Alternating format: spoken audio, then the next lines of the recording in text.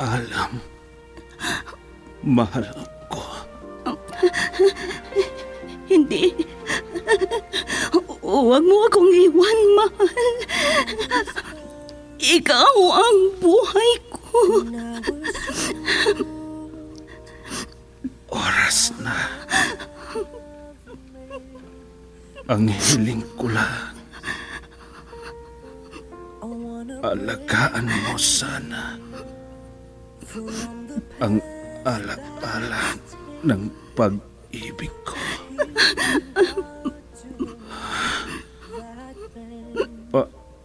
Alam, mahal ko. Hindi. Hindi ka mamamatay. Hindi.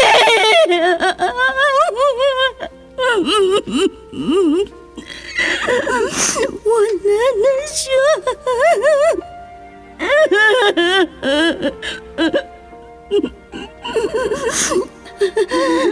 Baunin mo ang walang hanggang pag-ibig ko. Saan ka man naroroon, mahal ko.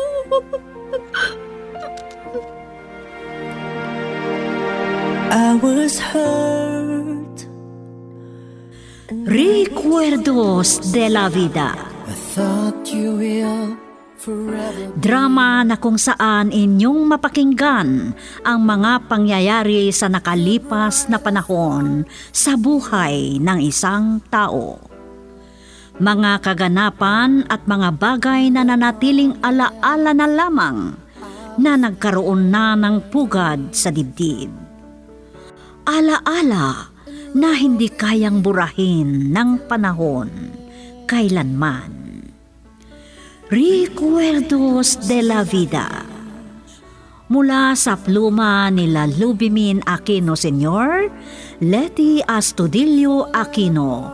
Direksyon at produksyon supervision, Letty Astudillo Aquino. Recuerdos de la Vida. Mula sa Lovelet Artist and Talent Center Drama Productions, handog sa inyo ng #1 and most trusted radio network in the country, Bombo Radio Philippines. Basta Radio, Bombo!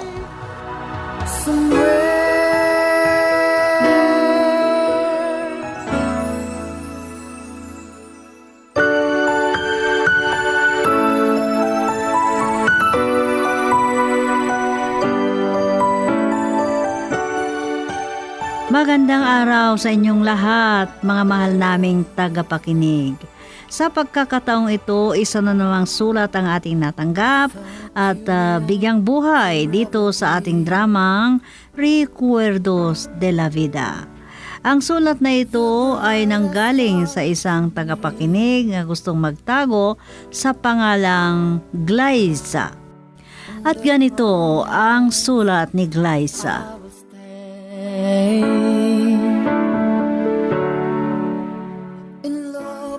Dear Tia Sofia, isa po ako sa mga masugid niyong tagapakinig at naisipan ko pong sumulat din sa inyo dahil meron din akong masasabing rekwerdo sa aking buhay. Tawagin niyo lang ako sa pangalang Glyza. At kung ano ang mga kaganapan, ganito po ang umpisa ng lahat. Baby, letting go. Ha? Umuwi ka na pala? Ay, salamat sa pagbisita mo sa akin, ha, Glyza? Ikaw ang itinuring kong malapit na kaibigan habang nagtatrabaho tayo sa Hong Kong. Kumusta ka na? Sa awa ng Diyos, gumaling na rin ako. Pero pumayat ka, Lema. At ang putla-putla mo. Oh, di mabuti para pumuti ako, gaya mo. Ay, oo nga pala. Nobyo mo? Nakalimutan ko tuloy na ipakilala sa'yo. Si Joros. Magkasintahan na kami bago ako nag-abroad. Joros, si Lema, kaibigan ko. Masaya ako at nakilala kita, Lema. Alam mo, tinitignan pa kita kanina. At parang may pagkahawig kayo kay Glyza. Mas maganda si Glyza, Joros. Oh, kailan ang kasal niyo? Yan nga ang sinasabi ko kay Glyza. Pero hindi pa niya gustong pakasal sa akin. Darating din tayo dyan. Ay, oo nga pala, Lema.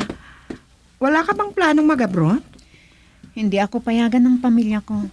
Baka magkasakit na naman ako.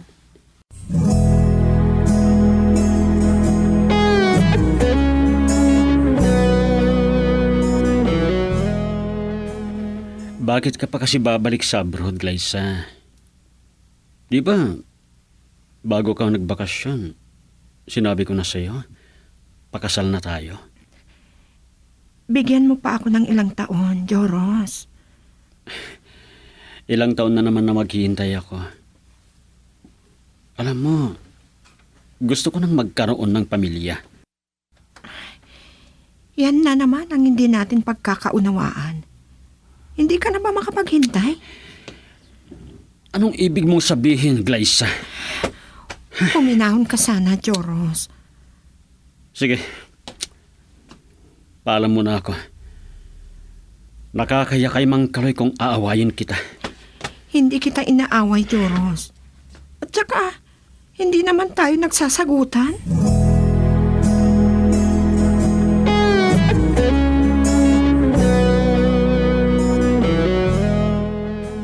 Ay, totoo pala na dumating ka na, Glyza. Aba, mas lalo kang gumanda.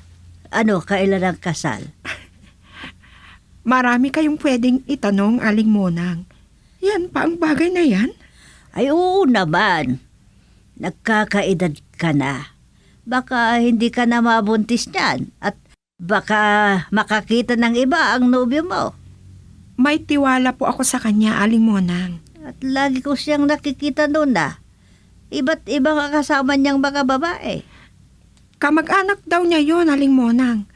Mas panganay pa si Joros. Ay, nako. Wala sa edad yan. Kung tungkol sa bagay na yan, mas lalo na kung sagana ang nasa bulsa. Aba, Munang. Sinasabi ko na nga ba, naharap mo na naman si Glyza.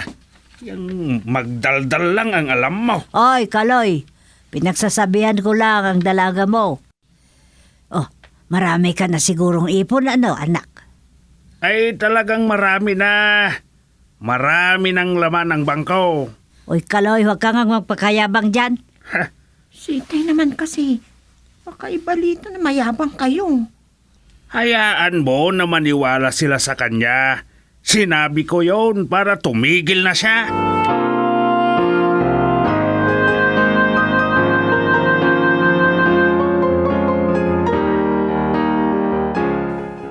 May rason naman si Joros, Glyza.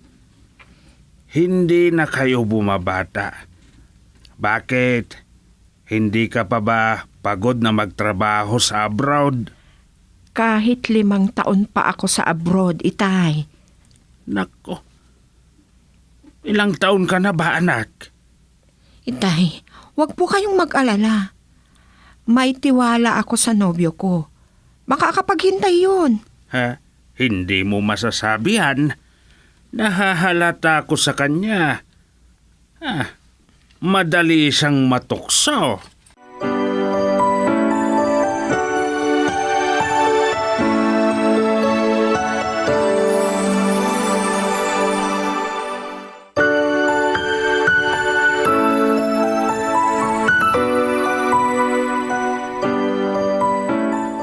Nakapirma ako ng kontrata bago ako nagbakasyon, Tia Sofia.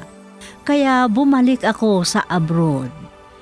Lagi kaming nagkakausap ni Lema sa cellphone at lagi raw silang nagkikita ni Joros.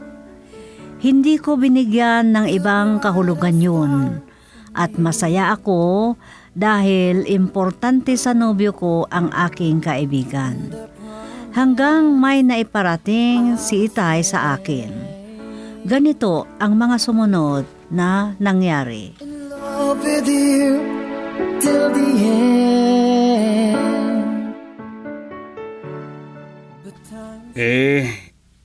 Dati hindi ako naniniwala, Glyza. Dahil nagmula ang chismis na yan kay Monang hanggang kumalat na totoo na may relasyon sina Lema at Joros. Itay, parang hindi ako naniniwala na magagawa ni Lema ang mag-traitor sa akin. Gusto mo bang puntahan ko ang kaibigan mo para mapatunayan? Huwag na po, Itay. Si Joros na lang ang tanungin ko. Pero baka hindi niya aminin. Bakit hindi yung kaibigan mo ang kausapin mo? Importante sa akin ang kaibigan ko, Itay. Maganda ang pinagsamahan naming dalawa. Pero inagaw niya ang iyong nobyo. Hindi natin alam kung ano talaga ang nangyari. Ang sa akin lang, ay gusto ko lang ibalita sa iyo, anak. Pero hindi ako nakikialam. Sana, Itay, huwag sasama ang loob ninyo. Huwag kang mag-alala sa akin. Hindi ako galit sa iyo. Naisip ko lang na mas mabuti kung ako ang magsabi sa iyo.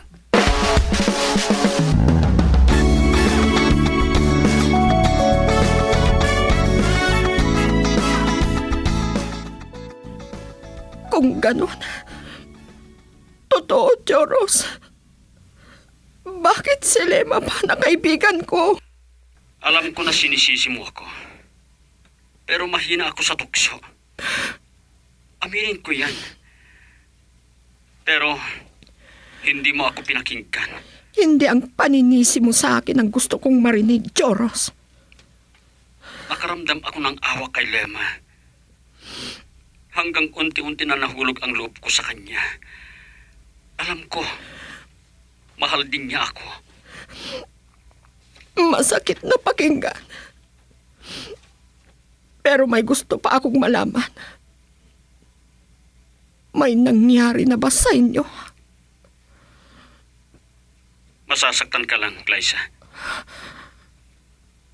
Kung pareho kayong napasubo, kailangan mo siyang panagutan.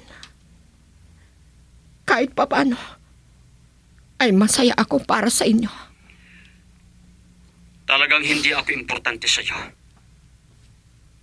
Ang hinihintay ko lang na marinig sa'yo ay makiusap ka na ikaw ang pagkakasalan ko. Mahal kita, pero marupok ka. Kaya wala na akong karapatan sa'yo. Kung ganon, magpakasawa ka, magpayaman ka. Galit si Joros sa akin. Anong gusto niya? Hindi naman makatwiran na ako ang pakakasalan ni Joros. Masakit ito para sa akin. At sana maging masaya ang pagsasama nila.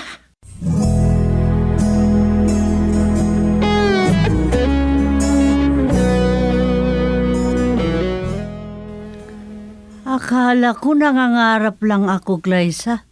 Totoo pala. Ikaw na yan. May 2 taon ba mula nung nagbakasyon ka noon? Opo, Aling Monang. 2 taon na po.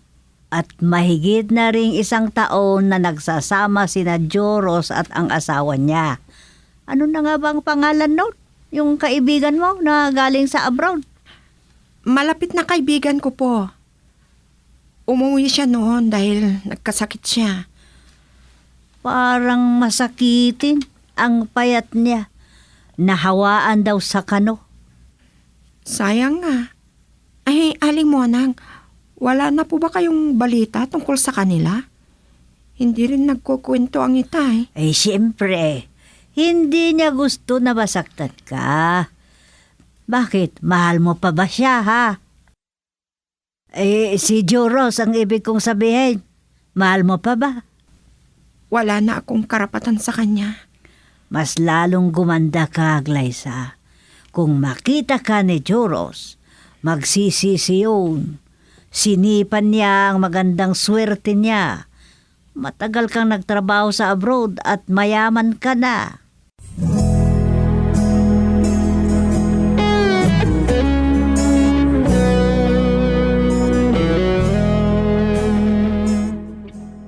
Talagang chismosa ang monang na yon.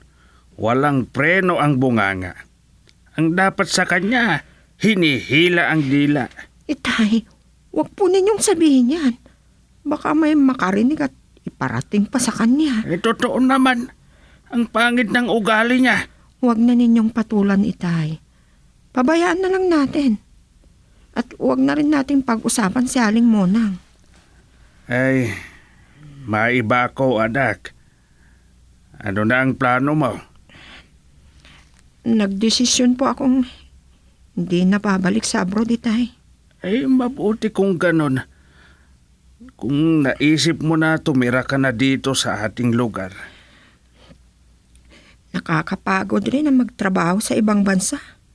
Kaya magnenegosyo na lang po ako.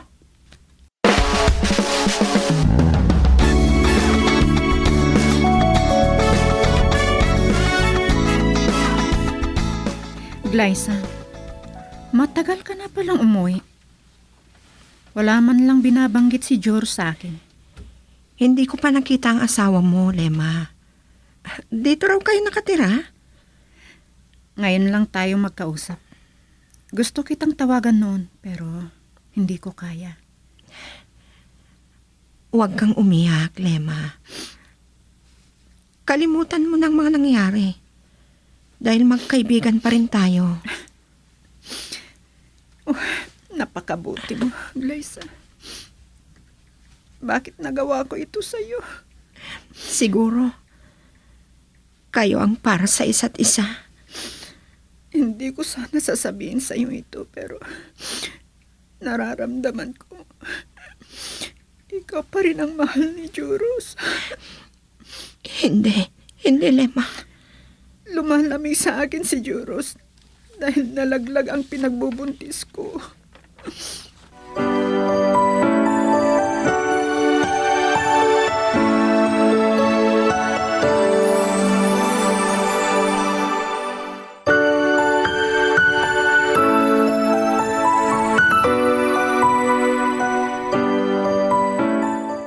Napaiyak ako habang nag-uusap kami ni Lema at Sofia.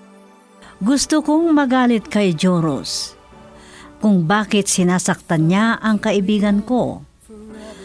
At nabigla na lang ako nung biglang dumating si Joros sa bahay namin. Muntik hindi payagan ni Itay na magkausap kami. At ganito ang mga pangyayari, Tia Sofia. I will stay. Galit pa rin si Mang Kaloy sa akin.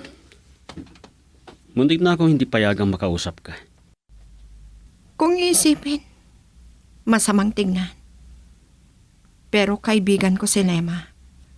Kaya nakiusap ako kay Itay. Napayagan kanyang makipag-usap sa akin. Glyza, matagal nang wala akong trabaho. Kaya, mahirap ng buhay ko ngayon. Pera ba ang kailangan mo? Isipin mo na lang na para sa kaibigan mo yon. Buntis siya. Kung pwede, ayaw kong may masamang mangyari sa pinagbubuntis niya. Masaya ako para sa inyo ng kaibigan ko. At ang ipinapakiusap ko lang sana, Joros. Huwag mo sanang bigyan ng sama ng loob si Lema. Mahalin mo siya.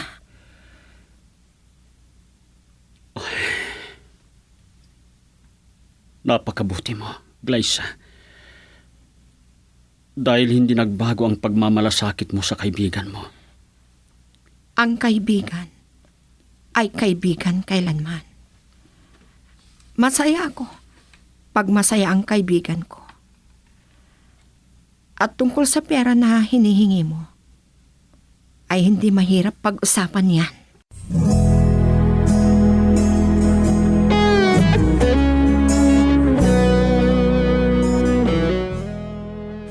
Ang tagal na hindi kita napasyalan, Lema. Ang laki na pala ng tiyan mo. Kung mapansin ko na gumalaw, ay kinakausap ko. Regular ba na nagpapasuri ka sa doktor? Minsan lang. Dahil ang hirap ng buhay namin. May health center naman na pwede mong puntahan para magpakonsulta. Kung sakali na wala akong swerte sa panganganak, dapat na mailigtas ang anak ko. Ninervyos tuloy ako sa mga sinabi mo. Ano ba ang may tutulong ko sa'yo?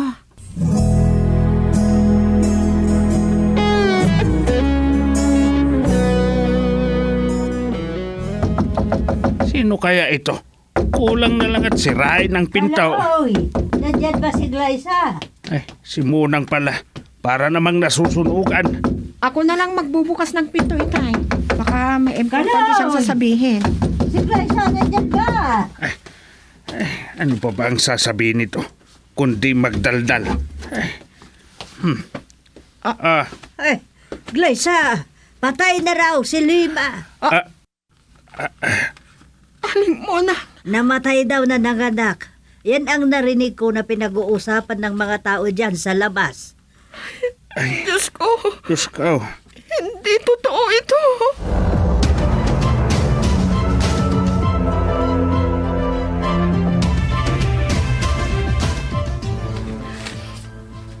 Hindi ko kayang tingnan ang bangkay mo, Lema. Bakit kailangang mangyari sa'yo ito? Mahigit 1 linggo bago siya namatay. Masaya pa siyang nakikipag-usap sa akin, Glyza. Mabuti sana kung pareho silang naligtas. Alam mo, minsan may nasabi siya sa akin na importante daw ang pinagbubuntis niya, katumbas ng buhay niya. Kawawa naman si baby. Ipinagdamot sa kanya ang pagmamahal ng isang ina. Lalaki ako, Glyza. Pero hindi ko mapigilang lumuha.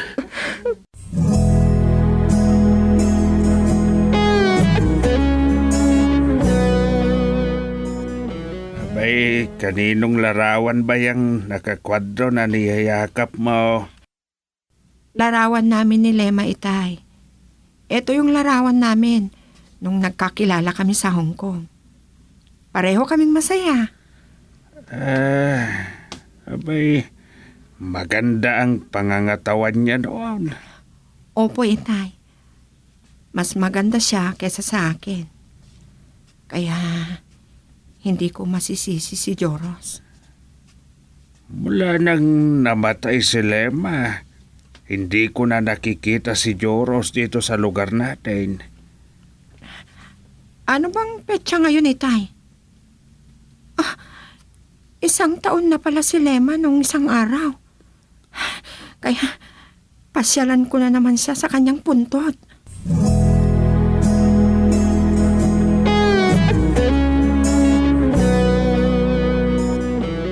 Isang taon na mula nang namatay si Lema, Glyza.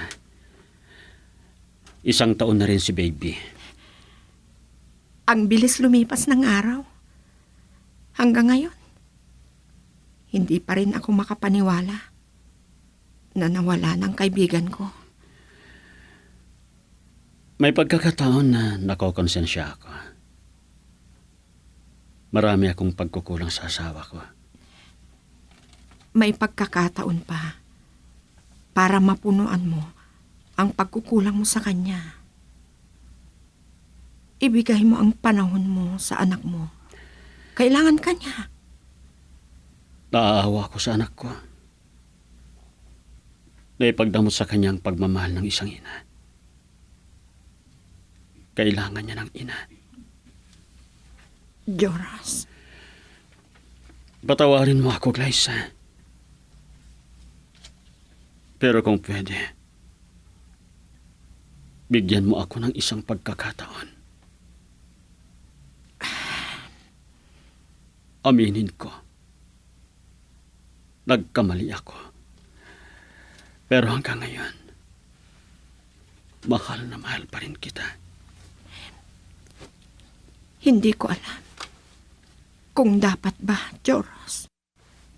May anak ka na dapat mong pag-ukulan ng panahon. Pero hindi ko kayang palakihin ang anak ko na ako lang.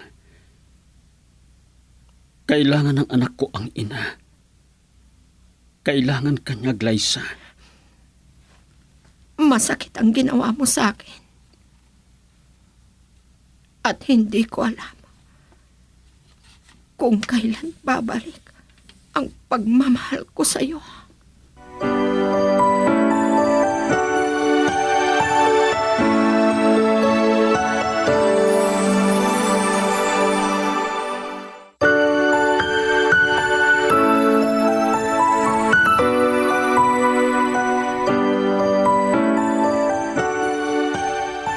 Matagal na pinag-isipan ko ang lahat, Tia Sofia. Hanggang sa kalaunan, nagpasya ako na bigyan ng ikalawang pagkakataon si Joros. Pagkatapos ng ilang buwan, kinasal na kami at masaya kaming nagsama bilang mag-asawa. At naging isa akong mabuting ina sa anak nila ni Lema. Ang naging rekwerdo ko sa buhay ay walang iba kundi yung larawan namin ni Lema nung nandun pa kami sa Hong Kong. Hanggang dito na lang, Tia Sofia. Salamat sa inyong lahat. Glyza. Falling apart, gone somewhere. Kakaiba ka, kaibigang Glyza. At wala akong ibang masabi kundi salamat sa iyong pagdulog sa ating programa. Mga kaibigan, dyan nagtatapos ang kwento sa buhay ni Glyza dito sa ating dula, Recuerdos de la Vida. Ang sulat ni Glyza ay isinaayos ni Delphine Dumayas.